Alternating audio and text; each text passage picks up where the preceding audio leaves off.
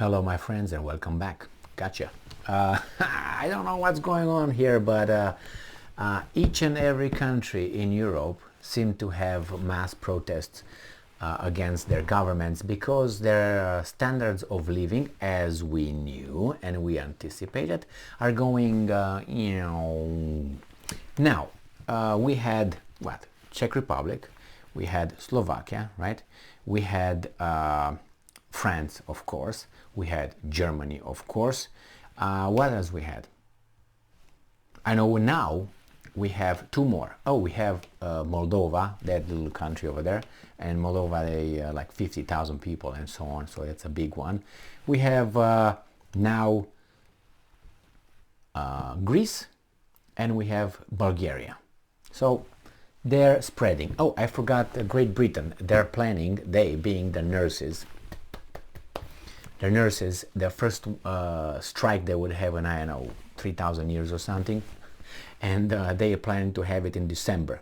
So get ready with the poor nurses. They have an increase of salary over something like £1,600 on I don't know how many years, and they're very upset. So yeah, that's spreading. Let's see what's going on in Bulgaria and in Athens, Greece. Let's see, the cradle of democracy, the origin. I know those ancient Greeks did not envision democracy the way we have it now, because they wrote about it. So not like this. There you have it, just like this. When people promise, I'm going to give you this from that guy. I'm going to give you this from that guy. Look at me, how pretty I am. Yeah, vote for me. That's exactly what Plato said. Socrates, through Plato, said about this beautiful mass democracy that we have. So this article comes, actually both articles, if I remember correctly, let's say, yeah, both, no, the other one comes from Sputnik. So the first one comes from Republic World, which is an Indian media outlet. It's from November 11th, 2022. The other one is from Sputnik. It's a Russian outlet. And that is, I know I sat on it a few days, and that is 3 days ago, I think it was. And let's read the first one. The first one is thousands protest in Bulgaria for higher salaries. And the other one is protests hit streets in Athens over cost of living. So let's go with the Athens because that occurred before the Bulgarian. The Bulgarians occurred now. The Athens one occurred, I think, 2 days ago. Trade unions have called for the 24 hours walkout to protest against soaring energy costs, inflation, and the rising cost of living. Seems like that's a basic occurrence everywhere. Sputnik comes live from Athens as protesters gather for a nationwide general strike.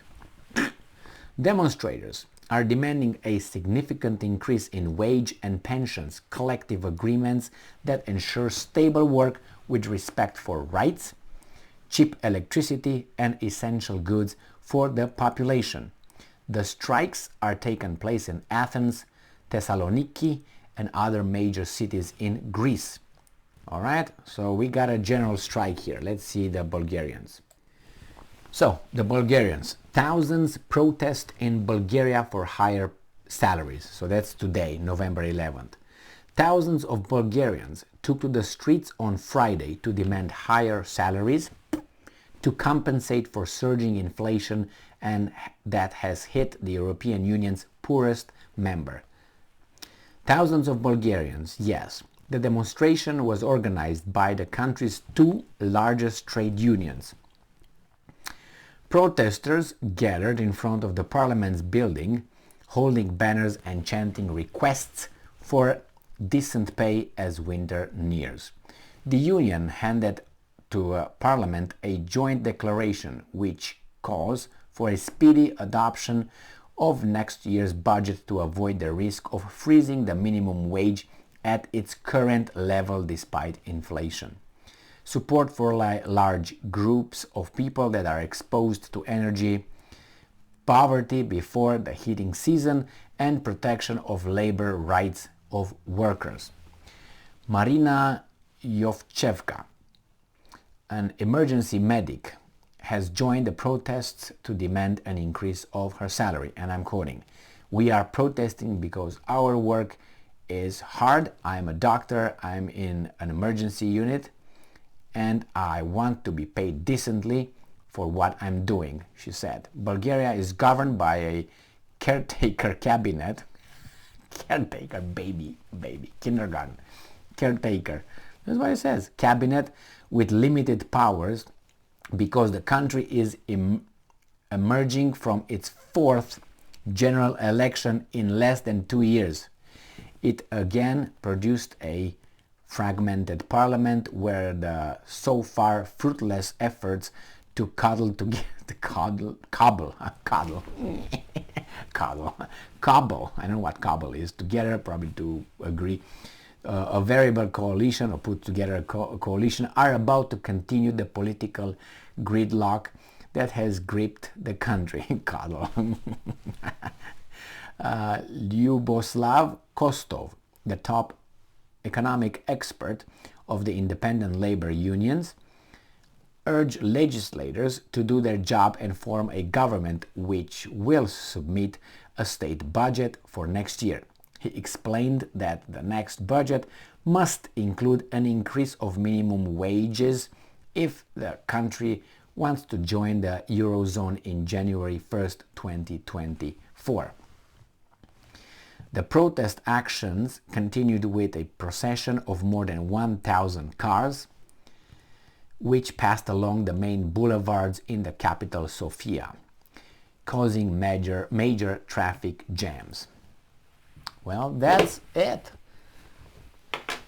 Things are getting better. I know the Romanians and the Hungarians, I'm talking about the governments, they imposed price caps on eggs, on milk, I think, and something else, a few more products. I know that Romania did this about 3 weeks ago or a month, and Hungary did this about 5 days ago, I think. So that's a way of doing it. Now, who's gonna pay for that? I mean, you produce it and you can't, it's just, you put a cap, who's paying the surplus, the extra? Because someone is not increasing because it's a weasel. The cost of production, I don't know, the hens are not pooping more eggs or something. I don't know, but it costs to give them food. Now, I don't know if they leave them feed outside or you give them grain, you give them, right, corn and other things. So that increases the price, obviously, of existence of the hens. So anyway, that's one thing with eggs, and then cows with hay and whatever else they eat. Another thing. And the thing with the minimum wage, this is the way it works. I think it's such a, I'm for it, but I think it's futile. Why? Because when you set a minimum wage, that means you say his work must worth from there on, from there up. So let's say we put it $20 an hour. You say, this guy, be good or useless, his work, labor, is worth this amount from the get-go, which you don't know. Maybe a guy who grabs his dick all day and sniffs his body's asses and he's not doing anything else. And you gotta pay him $20 just to start with. Now, if you do that, the product that you put on the market will have to somehow, you increase not the value, the price when you sell it, proportionate to the guy's loser's $20. So if it was $10 and the product was this, when you increase these guys to 20, you have to go with this up. And then if you put the minimum wage $30 right here, then this has to go up. So you can make a profit for other stuff. It's gonna go like this together. So when you say, oh, we increased the minimum wage, okay, but the guys already increased the price for the product. But do you think the product is gonna remain like this? This is the product price and this is the wage. Or let's say the company's wage, and you double it. What's this difference? That means you're losing money. What are you gonna do? click, click, put the lock, and bye-bye. Thank you very much for participation. I'm a loser now, like you. All right, so no, that's what the thing. And people say, yeah, man, increase the minimum pay wage. Well, yeah, increase it. What do you think? Everything is gonna shoot up. That's 101. It's not like, oh my God, Emily, you're so smart. No, that's what happens. How do you think those guys will survive as a business? Keeping the same price and increasing the salary? Anyway, let the rich people have their castles, man. Anyway, so yeah, people get out. I'll let you know when the Romanians get out, because they are very hard to be taken out.